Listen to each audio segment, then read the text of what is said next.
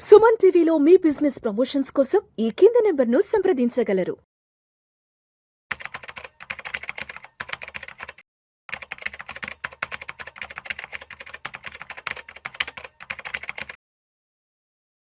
Sir నమస్తే sir Ramachandramurthy గారు. నమస్తే విష్ణు గారు. Welcome to Vishnu talks. Thank you sir Ramachandramurthy గారు, బంగారం వెండి ధరలు దీపావళి తర్వాత నుంచి కాస్తింత శాంతించాయి, చల్లబడ్డాయి. బట్ నాకెందుకో ఎక్కడో ఏదో తడుతుంది సార్. మళ్ళా రేపు ఎల్లుండి నుంచి బంగారం వెండి ధరలు ఇక ఆకాశానికి అంటిపోతాయి ఏమో అనిపిస్తుంది. ఎందుకంటే ఎప్పుడైనా సరే ఈ బంగారం వెండి అనేది అంటే ప్రపంచవ్యాప్తంగా ఎక్కడెక్కడ ఎటువంటి అన్సర్టనిటీ ఉంది, ఎటువంటి అనిశ్చిత పరిస్థితులు ఉన్నాయి, ఎక్కడెక్కడ ఎటువంటి నెగిటివ్ న్యూస్ ఉందంటూ కూడా అన్వేషిస్తూ ఉంటాయి. బట్ అంటే నేను ప్రత్యేకంగా ఎందుకు చెప్తున్నానంటే ఇప్పుడే అమెరికాకి సంబంధించి వెనిజులాకి సంబంధించినటువంటి యుద్ధానికి సంబంధించిన వార్తలు మనకి రావడం మొదలైంది. సో యుద్ధం అంటే బంగారం వెండి కాచుకుని కూర్చుంటాయి, ధరలు ఆకాశానికి అంటిపోవడానికి. మరి అక్కడ కనుక మరి యుద్ధ వాతావరణం నెలకొంటే మరి ఈ బంగారం వెండి ధరల పరుగులు ఏ స్థాయిలో ఉండే అవకాశం ఉందంటారు?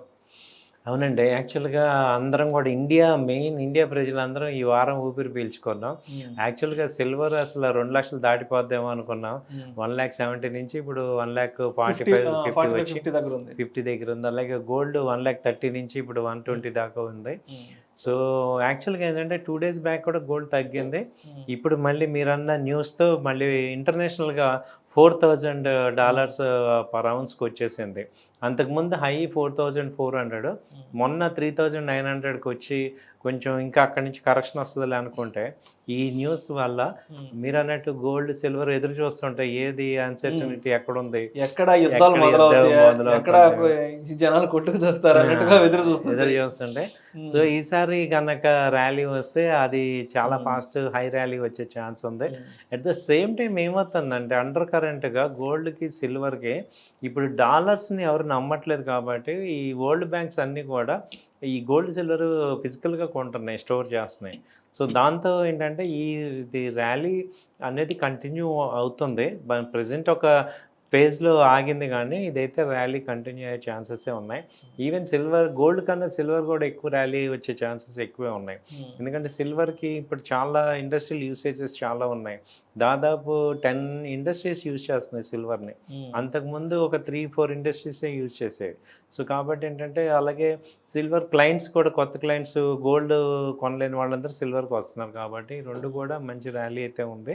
సో ఉన్న ర్యాలీలో ఇప్పుడు ఆల్రెడీ పాజ్ అయింది కాబట్టి ఇది కొంచెం ఇక్కడి నుంచి కూడా బెటర్ రేట్లే ఉన్నాయి. అంతకుముందు కంపేర్ చేస్తే ఇంకా పెరిగే ఛాన్సెస్ కనపడుతున్నాయి. టెక్నికల్గా కూడా మనకి అంటే వీక్లీ చార్ట్స్ డౌన్ చూపిస్తున్నాయి, కానీ ఫండమెంటల్ న్యూస్ ఉంది కాబట్టి సో లాస్ట్ 1 వీక్ నుంచి $4,000 దగ్గర మేజర్ సపోర్ట్ తీసుకుంది. సో ఏమాత్రం బరస్ట్ అయినా కానీ ఇక ఈసారి ఆపలేము. సరే, అయితే అంటే మొన్న దీపావళికి ముందంతా కూడా కొనాలా వద్దా, కొనగలమా లేదా అంటూ కూడా కొంత సంశయించారు. సరే, దీపావళి తర్వాత నుంచి అవి కూడా చల్లబడ్డాయి. పబ్లిక్ కూడా చల్లబడ్డారు, పబ్లిక్ కూడా శాంతించారు. అబ్బా మొత్తానికి తగ్గిపోయి అన్నారు కదా. సో ఏంటి ఇప్పుడు ఒకవేళ మళ్ళా ఈ యుద్ధం కనుక అక్కడ తెర మీద కనుక వస్తే మరి ఈ ర్యాలీలో మరి కొనాలంటారా వద్దంటారా? ఈ యుద్ధం అంతా కొంత సద్దు మనిగాక ఓ 10 రోజులకో ఓ నెల రోజులకో ఆ తర్వాత కొనొచ్చు అంటారా? ఇప్పుడు దీనిలో 2 రకాలండి. గోల్డ్ ఇన్వెస్ట్ చేయాలంటే 2 రకాలు. ఒకటి ఏంటంటే షార్ట్ టర్మ్ ట్రేడ్ చేసుకొని బెనిఫిట్ అవ్వాలంటే గోల్డ్ బీస్ కానీ డిజిటల్ గోల్డ్ కానీ కొనుక్కొని షార్ట్ టర్మ్లో బెనిఫిట్ తీసుకోవచ్చు. లాంగ్ టర్మ్లో ఇన్వెస్ట్ చేసే వాళ్ళు ఏంటంటే అసలు మీరు అసలు నెక్స్ట్ 4-5 ఇయర్స్ కళ్ళు మూసుకొని కొనుక్కోవటమే. ఎందుకంటే మళ్ళీ 70,000 80,000 ఇంక రావు. అది అయిపోయింది, అయిపోయినాయి. మన కళ్ళ ముందు 1 lakh దాటింది, ఇంకా 1 lakh బేస్ అయిపోయింది. ఇప్పుడు 1,20,000 ఉంది. మహా దిగితే 1,10,000 వస్తుంది, కానీ ఇంకా 1,10,000 బేస్ అయిపోతుంది. కాబట్టి మీ దగ్గర ఫ్రీ అమౌంట్ ఉండి లాంగ్ టర్మ్ ఇన్వెస్ట్మెంట్ అనే వాళ్ళు మాత్రం కళ్ళ ముందు చూస్తుంటేనే గోల్డ్ పెరుగుతుంటాయి. ఇప్పుడు నెక్స్ట్ 2 ఇయర్స్ చూసుకుంటే ఏమది 150 నార్మల్ అయిపోద్ది.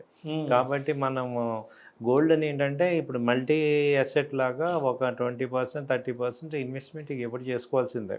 సో మనీ ఇప్పుడు తగ్గింది కాబట్టి ఒక అడ్వాంటేజ్ కింద తీసుకోవచ్చు. ఈవెన్ మొన్న లాస్ట్ దీపావళి ముందు 170 130లో కూడా చాలామంది కొనే ఉంటారు. బట్ వాళ్ళందరూ ఇక్కడ మళ్ళీ యాడ్ చేసుకోవచ్చు.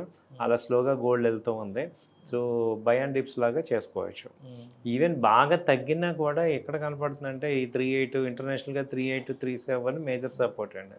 అంటే మన ఇండియా కరెన్సీలో 1,10,000 మేజర్గా సపోర్ట్ వస్తుంది.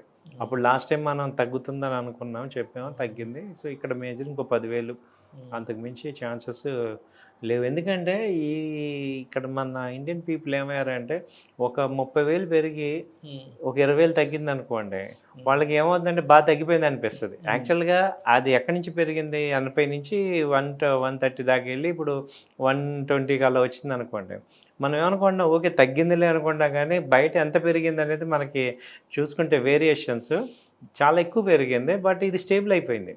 ఇప్పుడు అందరం కూడా ఓకే ఈ రేటుకి అడ్జస్ట్ అయిపోతున్నాం. సో అలా అయిపోతాం మనం.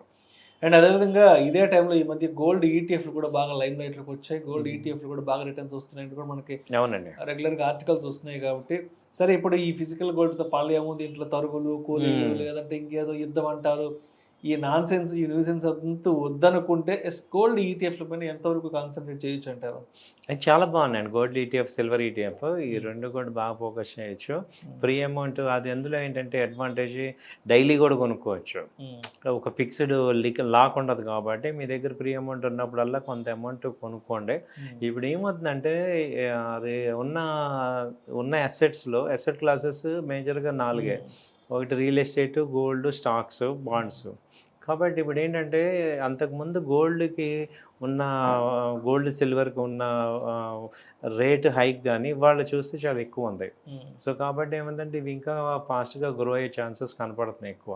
కాబట్టి అక్కడ ఏమైందంటే డాలరైజేషన్ అయిపోయింది వరల్డ్ మొత్తం.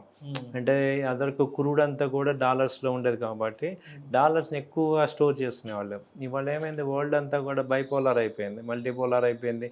ఎవరిని ఈనే పరిస్థితుల్లో లేరు కాబట్టి సో అందరికీ సేఫ్ హేవెన్ వచ్చి గోల్డే. సో కాబట్టి గోల్డ్ ఇప్పుడు చాలా వాల్యుబుల్ అయిపోయింది. సో ఈవెన్ మీరు వెంజులలో చూస్తే కరెన్సీ ఉంది కానీ దానికి యూజ్ లేదు, అలా అయిపోతుంది. సో కాబట్టి గోల్డ్కి ఎప్పుడు కూడా వాల్యూ ఉంటుంది, అది ఆ వాల్యూ హోల్డ్ చేస్తుంది. కాబట్టి మనందరం కూడా గోల్డ్ మీద కొంత పెట్టుకోవాల్సిందే, ఇన్వెస్ట్ చేసుకోండి. సో మొత్తానికి అంటే ఇప్పుడైతే అంటే మనం అయితే యుద్ధం రాకూడదనే కోరుకోవాలి ఎప్పుడు కూడా. బట్ ఇన్ కేస్ అక్కడ ట్రంప్ ఏమాత్రం వెనక్కి తగ్గకపోతే యుద్ధ వాతావరణం అయితే నెలకొనే అవకాశం ఉంది. అండ్ ఇటు వెనిజులాకి, ఇటు చైనా నుంచి అండ్ రష్యా నుంచి కూడా పూర్తి సపోర్ట్ అందుతుంది.